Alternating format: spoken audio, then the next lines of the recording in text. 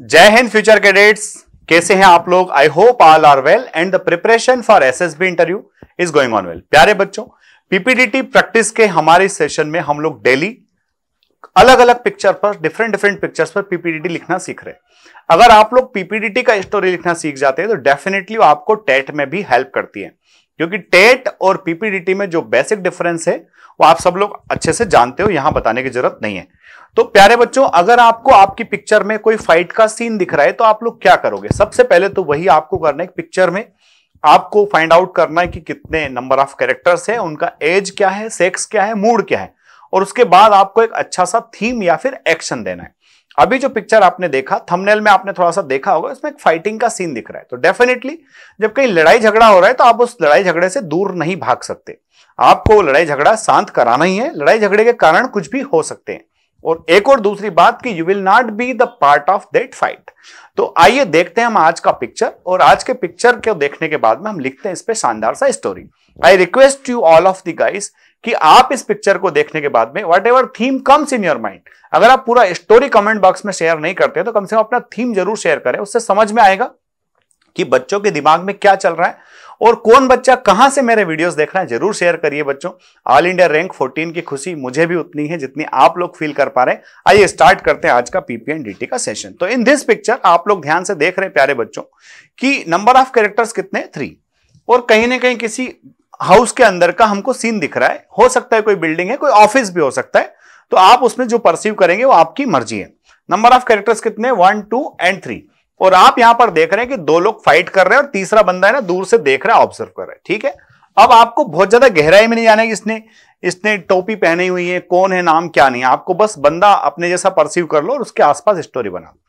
Fighting दिख रही है तो फाइटिंग से दूर भागना नहीं है। फाइटिंग के क्या कारण है, तो फाइटिंग के डिफरेंट वजह हो सकती है, डिफरेंट रीजंस हो सकते हैं। उन रीजंस में से एक रीजन ये हो सकता है कि गांव है साहब, वहां डेयरी है, वो लोग डेयरी पर अपना मिल्क सेल करते थे, पर डेयरी का जो मैनेजर है वो टाइम से लोगों को पैसा नहीं दे रहा था, इसीलिए एक व्यक्ति भड़क जाता है, फाइट हो जाती है। ये भी एक रीजन हो सकता है। दूसरा रीजन ये हो सकता है कि कोई टेम्पररी लोन ले, बिना बैंक से, मार्केट से लोन ले, और वो व्यक्ति उसके घर लोन लेने आए, कुछ बदतमीजी करता है और उन दोनों के बीच में फाइट हो जाती है।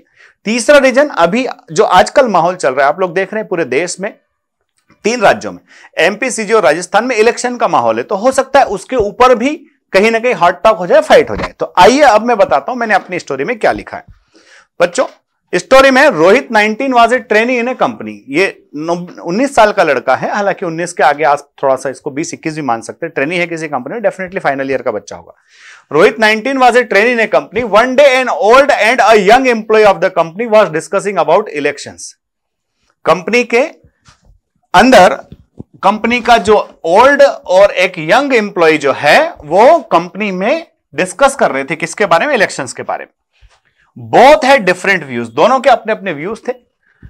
Suddenly discussion turn into debate and then fight. अचानक से जो डिस्कशन चल रहा था, ये अच्छा है वो खराब है, ये डिस्कशन सीधे किस में कन्वर्ट हो जाता है, डिबेट में, और डिबेट के बाद माहौल जो है बन जाता है हाथापाई का।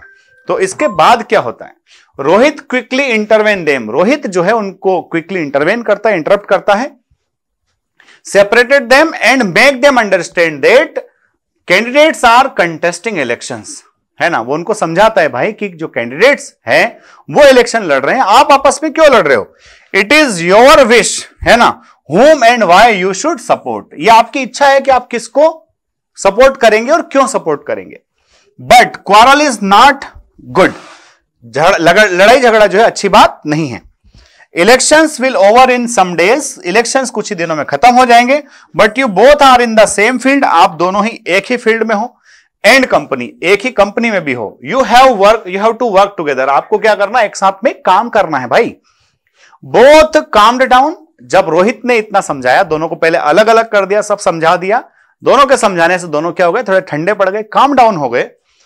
Accepted it was temporary annoyance, दोनों ने एक्सेप्ट किया कि ये मामूली झगड़ा था, टेम्परेरी अनोयंस हो गया था, अब नहीं होगा। Will not repeat it again, और अब से ऐसा नहीं होगा।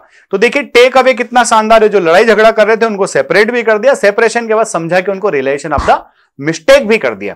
और इतना अगर आप करने में सक्षम हो गए, यानी कि आप उस क्वालिटी के इंसान हो गए जो क्वालिटी इंडियन आर्म फोर्सेस आपके अंदर ढूंढ रही है। मेरे प्यारे बच्चों, अगर आपके भी एसएसबी के डेट्स नजदीक हैं, don't miss the opportunity to take guidance from the assessors of force defence academy. मैं खुद आपको पीपीडीटी की प्रैक्टिस कराऊंगा, ग्रुप डिस्कशन और लेक्चरेट में आपको महारत हासिल करा दूंगा। आप जीडी और लेक्चरेट को तोड़ के रख दोगे अगर आपने मेरे गाइडेंस में यह सब किया। साथ ही साइकोलॉजिस्ट, जीटीओ और आईओ का बेस्ट गाइडेंस आपको मिलेगा फोर्स डिफेंस एकेडमी पर। नया बैच 20 नवंबर से स्टार्ट हो रहा है और कैंप जो है 5 डेज का स्पेशल कैंप वो हो रहा है स्टार्ट 4 दिसंबर से। रजिस्ट्रेशन अगर नहीं किया है तो करा लीजिए, क्योंकि ये सारे हमारे महान एसेसर्स हैं जिनके गाइडेंस में आपको असेसमेंट मिलेगा, आपकी बारीकियां बताई जाएगी, कहां आप कमजोर है, क्या आपके ग्रे एरियाज है, किन एरियाज पे आपको काम करना है। अगले ही वीडियो में जल्द ही मिलते हैं। कौन बच्चा कहां से देख रहा है कमेंट बॉक्स में लिखना ना भूलें। जय हिंद, जय भारत, इंकलाब जिंदाबाद। Wish you all the best. Thank you.